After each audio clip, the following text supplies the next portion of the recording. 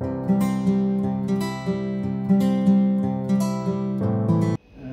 दिवसापूर्वी मी दररोजच जवळपास 3 किलोमीटर फिरत असतो सकाळी आणि संध्याकाळी सुद्धा फिरत असतो. म्हणजे दिनचर्या म्हणजे टोटली ॲक्टिव्ह राहतो आणि दिवसभर व्यस्त असतं कामामध्ये तिथे.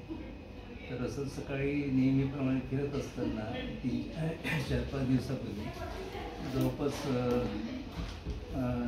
जवळपास 100 मीटर गेल्यानंतर पुढे चालल्यानंतर ऑल ऑफ ए सडन मला इथे पेन व्हायला लागलं या पोर्शनने आणि पेन आणि इथे मूंढ यायला मागे. तर त्याच्यामुळे काय झालं की पुढे मला चालणंच मुश्किल व्हायला होतं. तर मला मग वाटेत बसावं लागलं 5 मिनिटांनंतर. मग परत पुढे चालत गेलो तिथे.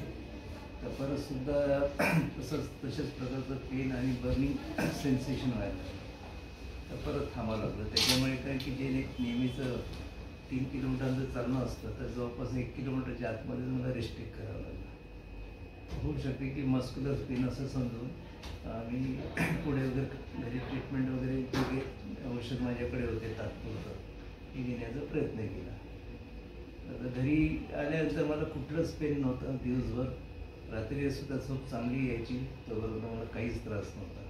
परत दुसऱ्या दिवशी मला तर फिरायला निघालं असताना जे पहिल्या दिवशी घडलं तेच दुसऱ्या दिवशीसुद्धा घडलं. तर असं कामावर थोड्या चिंतेमध्ये पडलं होतं इथे. तर म्हणून मी वस्तीमध्ये डॉक्टर सचिन नहाटे होते त्यांच्याकडे संध्याकाळला गेले. तिथे त्यांना सांगितलं तिथे त्यांनी ECG चेक केलं, ECG केलं आणि सोबतच BP वगैरे चेक केलं. तर तेव्हा त्यातल्या त्यात संस्थेने वगैरे किंवा तुमच्या हॉस्पिटलने खूप चांगलं आदरातिथ्य मेंटेन केलेलं आहे. क्लीनलीनेस मेंटेन केलेली आहे. सगळ्यांनी सहकार्य केलेले. वॉशरूमपासून तर रूमपासून सगळं स्वच्छता वगैरे किंवा बाकी जे केअरटेकर सगळ्यांनी बरोबरी हे घेतलेली आहे, काळजी घेतलेली.